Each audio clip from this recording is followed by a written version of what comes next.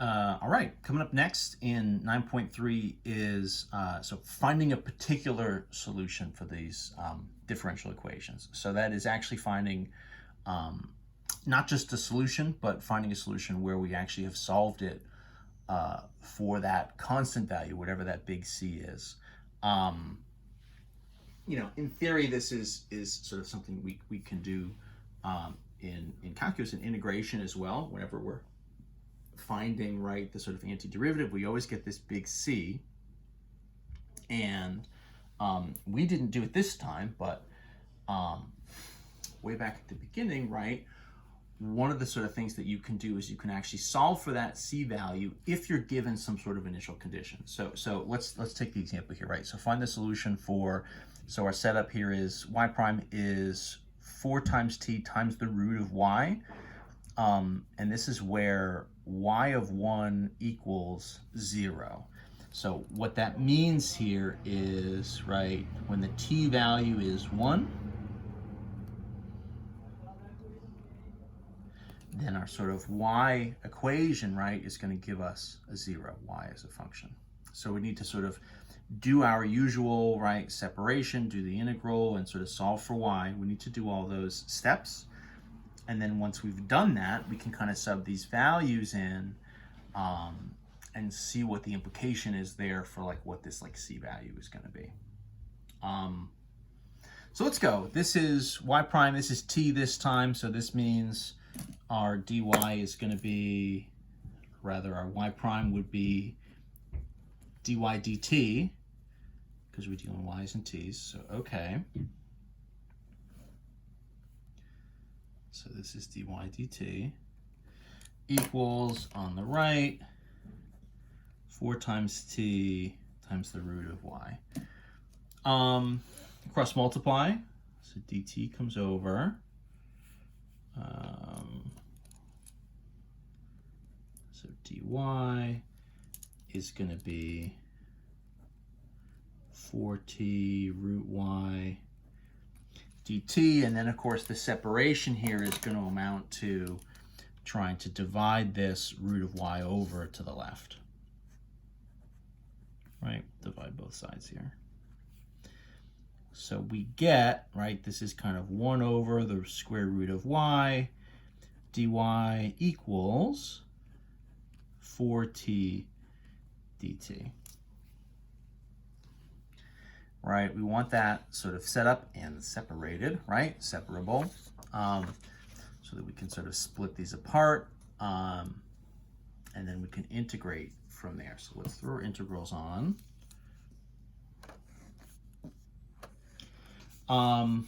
What I would do here is say, this would be the integral, 1 over the root of y. That essentially is y to the negative 1/2, right, dy. So it would be the integral 4t dt. This would be what? So 1/2, negative 1/2 plus 1 is 1/2. Y to the 1/2. Divided by 1/2, that really would be multiplied by 2 over 1. So I'm going to kind of jump. We'll call this 2 times y to the 1/2. Will equal then on the right, so this would be 4 times t squared over 2. 4 over 2, of course, would just be 2. And then we'll do plus, we'll do c1 here. Right, so this is 2 times, what would be the root of y, 2 times y to the 1/2 equals 2t squared plus c1. To get y by itself, to get rid of this square root, we're going to have to square. Let's divide everything by 2 first, right? So then that's going to give us, right, square root of y, right, which is just our y to the 1/2, equals 2 over 2, right, just a regular t squared plus, c1 over 2. This would essentially just be c2, right? That would kind of be, it looks like our generic. Square both sides to get the y by itself.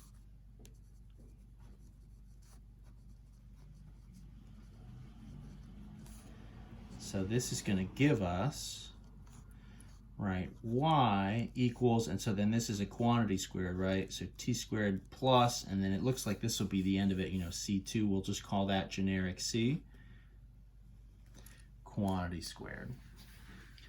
I think in the book, sometimes what they'll do here is, you know, expand that out and actually FOIL it.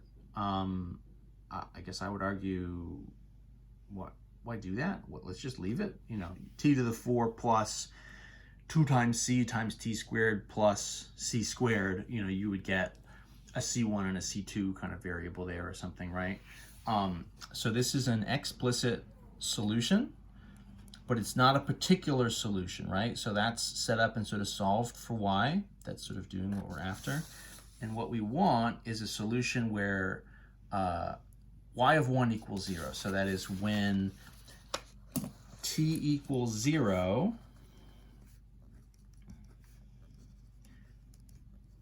or I'm sorry, when t equals 1, right, y is 0. And this isn't really anything super fancy. All I'm going to do is just sub these values in, right? So this means, so this is just going to give, right, well, y equals 0, so y is there.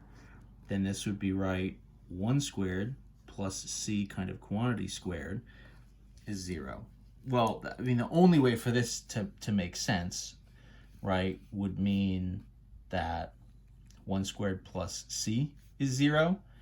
And so that means the c has to be -1, right? That's the only solution here. You know, to make this into a 0, that means, right, 1 squared is 1, 1 plus c squared. The only way to square something and get a 0 is if it started as a 0. So the c here has got to be -1 to cancel out the 1 here. So our particular solution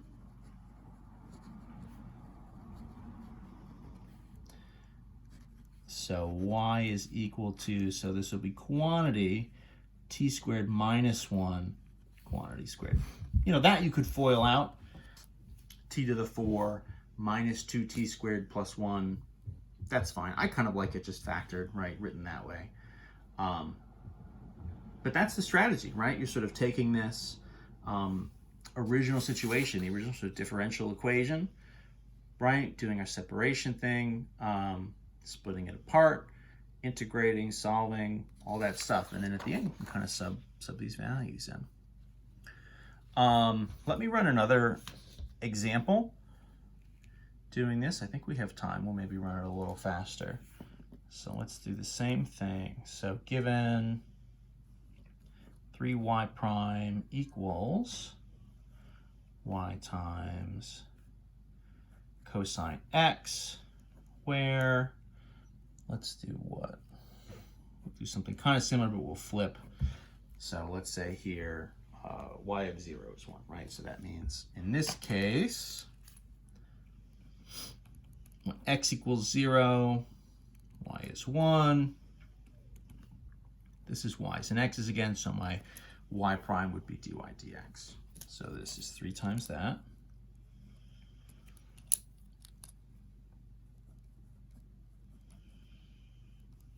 So that's going to equal y times cosine of x. Cross multiply, so that's 3 dy is y times cosine x dx. Right, a lot of the same kind of steps that we've been doing. I want my y's over here on the left, so that's a divide by y. We're going to get essentially the same kind of integral we've had before. So this is kind of 3 divided by y dy would equal on the right cosine x dx. We can do an antiderivative from there.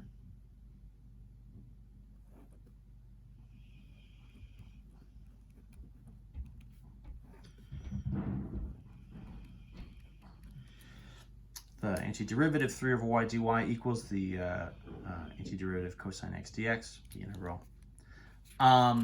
So this would be 3 times natural log of y.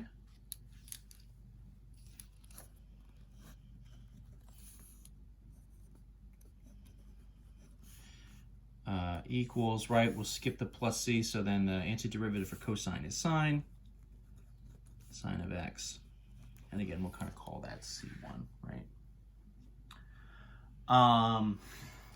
What's the move? Well, how do I get to the y value? Excuse me. We did one of these before. We need exponentials. Let's divide this 3 over first.